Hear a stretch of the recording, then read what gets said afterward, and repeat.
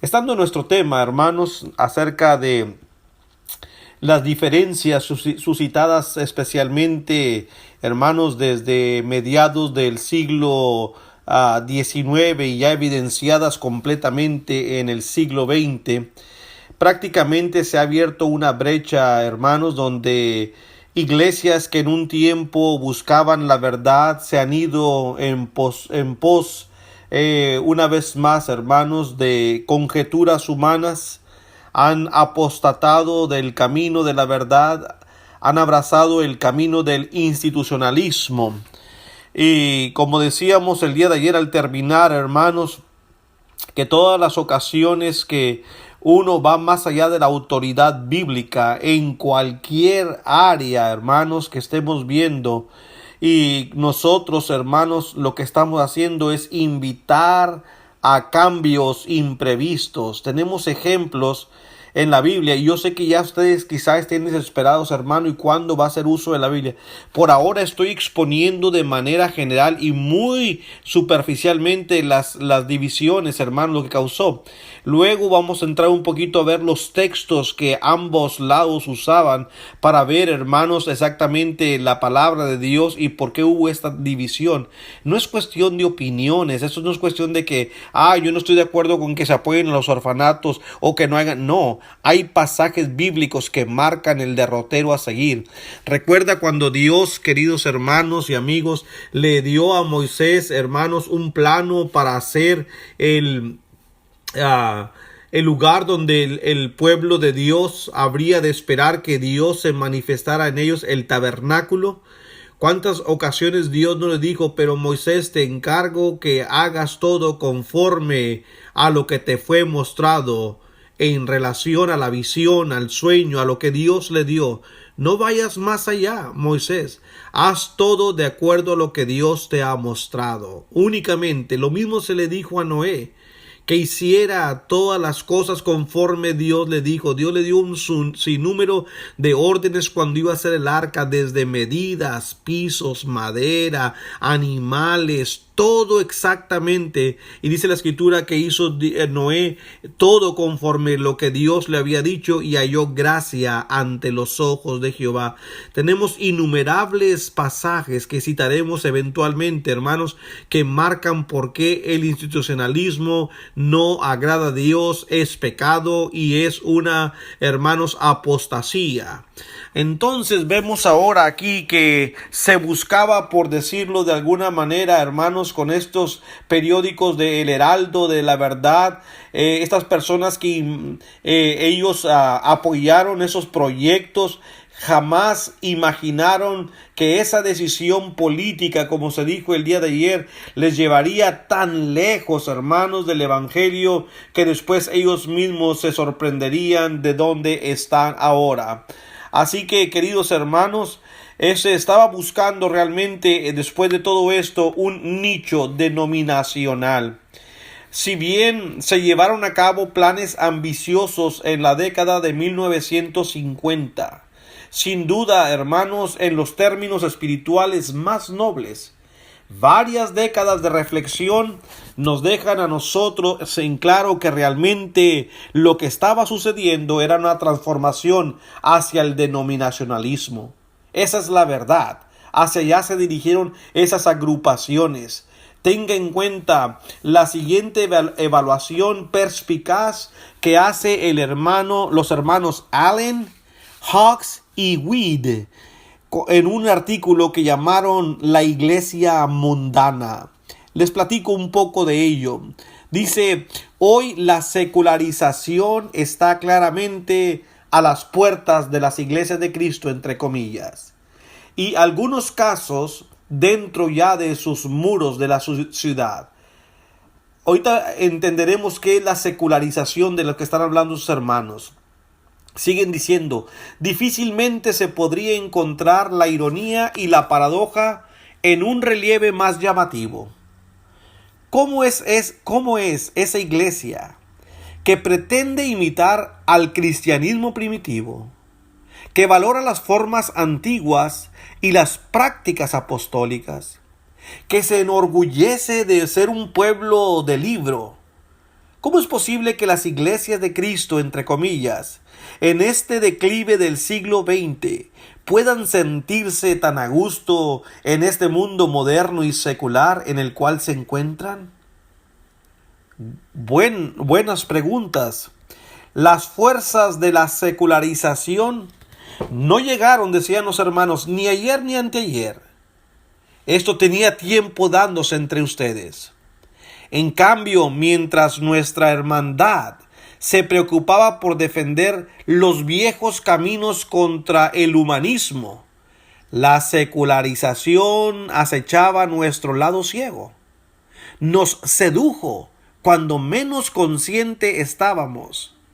Irónicamente, a menudo sucumbimos a su seducción en nuestros propios intentos, bien intencionados, de expandir las fronteras del reino. O sea que la lección es esta: tengamos cuidado cuando tenemos proyectos, cuando queremos nosotros, hermanos, ser algo grande para el Señor. Estamos quizá nosotros pensando desde el lado humano y no de cómo Cristo dejó en su sana doctrina cómo se hicieran las cosas.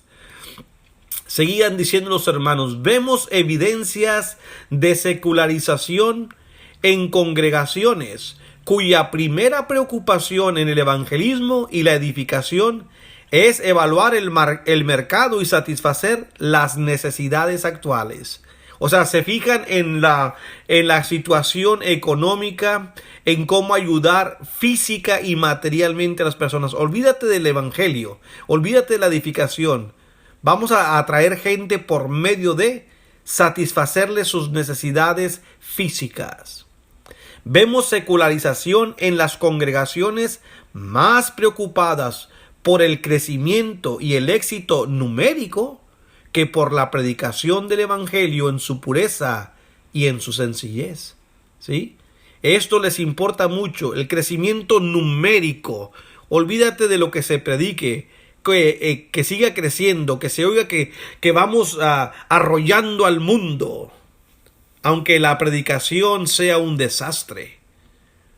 Vemos evidencias de secularización en las congregaciones cuando escuchamos a los líderes de tales iglesias hablar de hacer crecer las iglesias, como si fueran ellos los que dieran el aumento y no Cristo y no Dios. Vemos evidencias de secularización en las congregaciones cuando escuchamos a los líderes de las iglesias defender seriamente la construcción de instalaciones para hacer ejercicio, canchas de baloncesto, de fútbol, como algo absolutamente necesario para el evangelismo, como si Dios no pudiera trabajar sin esas instalaciones. Aquí en Orlando hay una congregación institucional muy fuerte, ¿verdad?, que tiene esos tipos de recursos y la gente está encantada ahí, hermanos, con lo que ellos ofrecen. Para el día de Thanksgiving, acá en los Estados Unidos, el día de Acción de Gracia, los ancianos se visten de guajolotes. Para lo que ellos llaman la Navidad, se visten de Santa Claus. ¿Cómo la ve? ¿Hasta dónde han llegado estas iglesias de Cristo, entre comillas?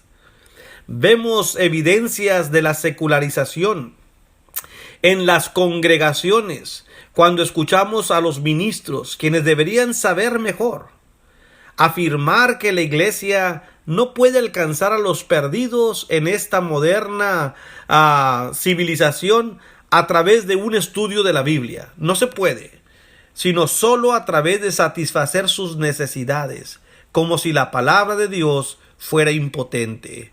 No, los estudios no son suficientes. Tenemos que darle a la gente algo. Pintar sus casas, tráete a los doctores para darle curaciones gratis, traigan medicina, pon una tiendita, regala esto, pinta sus casas, págale sus biles de la luz. Nosotros perdimos aquí una familia o dos porque encontraron en otra congregación que les pagaran sus biles. Bueno, no estaban buscando definitivamente la salvación de sus almas. Estaban buscando otras cosas y las encontraron allá. Y bueno, que Dios les bendiga. Ojalá que un día recapaciten y regresen al camino del Señor. Cabe señalar, hermanos, que estos autores que acabo de mencionar no son antis. Más bien, están bien ubicados y han sido puestos por los otros a la izquierda de la corriente principal de la llamada Iglesia de Cristo institucional. Si por oponernos a estas actividades nos llaman antis, bienvenida esa palabra, porque esto es lo que Dios se opone también. Y aunque evalúan de una manera clara y precisa el estado actual de esas iglesias, pienso, hermanos, que todavía no aprenden a apreciar completamente los desarrollos, los avances que en la década de los 50 se dieron y lo que han contribuido a su desvío hasta un estado actual de esas iglesias, bien llamadas por estos hermanos la iglesia mundana, the worldly church. Es una iglesia que tiene más nexos con el mundo que con Dios, que se preocupa más por lo que el mundo diga que por lo que Dios dice. Recuerda lo que Pablo, hermanos, le dijo a los hermanos en Galacia, cuando le escribe ahí a los hermanos de Galacia en el capítulo 1 y en el versículo 10, pues busco ahora el favor de los hombres o el de Dios, o trato de agradar a los hombres, pues si todavía agradar a los hombres no sería siervo de Cristo, dice la palabra del Señor. Así que, mis hermanos y amigos, estas situaciones son muy delicadas. Tengo tiempo todavía para hablarle de algunas cosas que caracterizaron los años 50 y 60, los debates que produjeron finalmente ya la división en su totalidad. Esos se dieron entre los años 1950 y 1960. En ellos se intensificaron gran parte, hermanos, de la división a través de los debates que se produjeron en torno a los problemas a mediados de los años de 1900. Se llevó a cabo a través de magazines y periódicos que circulaban fuertemente entre las hermandades, entre ambos lados. Los principales protagonistas de este periodo crucial fueron los siguientes, aunque se los leeré traducidos al español. Los periódicos que no eran institucionales, los que no apoyaban las instituciones, eran El Guardián del Evangelio, ¿sí? El Guardián del Evangelio, que salió en 1950, publicado por el hermano Roy Coggill. Esta fue la principal publicación que se opuso al patrocinio de iglesias y al institucionalismo. Otro magazine, otro periódico, El Preceptor, en 1951, publicado por el hermano James R. Cope y otros compañeros como el hermano Haley. Era menos combativo que el Guardián del Evangelio. El Preceptor agregó un poco de discusión seria a la controversia de los debates. Y el tercer periódico no institucional fue Truth Magazine, o el Magazine de la Verdad, en 1956, editado por Brian Vinson Jr. Este periódico, el periódico era necesario, escribió Vinson, porque necesitamos un periódico que permita una controversia como la de Cristo. Ese era The Truth Magazine, que hasta el día de hoy se edita. Ahora, por el lado de las iglesias institucionales o liberales, estos periódicos que fueron fuertemente editados entre ellos y que circulaban grandes tirajes, el primero de ellos fue The Gospel Advocate, o El Abogado del Evangelio, en 1855, publicado por J.C. McQueedy y editado por B.C. Goodpasture. Esta fue la principal publicación que favoreció el patrocinio de iglesias y el institucionalismo. Goodpasture fue, según muchos, en todos los lados de la cuestión, la persona más influyente y poderosa dentro de las iglesias de Cristo institucionales desde finales de la década de los 40 hasta su muerte en 1977. Rápidamente, dos periódicos más entre los institucionales: El Fundamento Firme, Firm Foundation, en 1884, editado por Reuel Lemons. entre los años 55 al 83, Lemons buscaba consistentemente un término medio en la atmósfera que era cada vez más intensa de los años 50. De hecho, le permitió a varios predicadores no institucionales que escribieran en su periódico. Entre ellos era el hermano Robert F. Turner y Harry W. Pickup, quienes escribieron también en el Firm Foundation. Y por último, La Espada Espiritual, otro periódico que circulaba entre las iglesias institucionales. Esta fue editada por Thomas B. Warren. En su primer número, Warren declaró el propósito de su periódico. Dijo: en la actualidad, La Espada Espiritual se preocupa especialmente por la creación de credos que realizan varios hermanos en el ámbito de la cooperación de la iglesia y de los orfanatorios. El personal de este periódico está muy preocupado por la forma en que los hombres han dividido las iglesias, han alejado a los hermanos y han tratado de obstaculizar las buenas obras de las iglesias que se ayudan unas a otras en la predicación del evangelio. Y dice, y que las iglesias envíen fondos a los orfanatorios para que las necesidades de los niños puedan ser adecuadamente suplidas. Esto lo dijo B.C. Goodpastor, quien, hermanos, de corazón rápidamente endosó a este periódico La Espada Espiritual. Las congregaciones, decía Goodpastor, harían bien en comprar un suministro de cada ejemplar de la espada, especialmente si están siendo molestados por los antis. Curiosamente, la paradoja de esto es que la espada espiritual ahora mismo lleva varios años luchando contra los del movimiento ultraliberal de entre los liberales, entre las principales iglesias institucionales.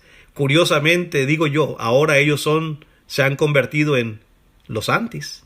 No sé si ellos lo recuerden. Gracias por su atención, hermanos. Que Dios les bendiga.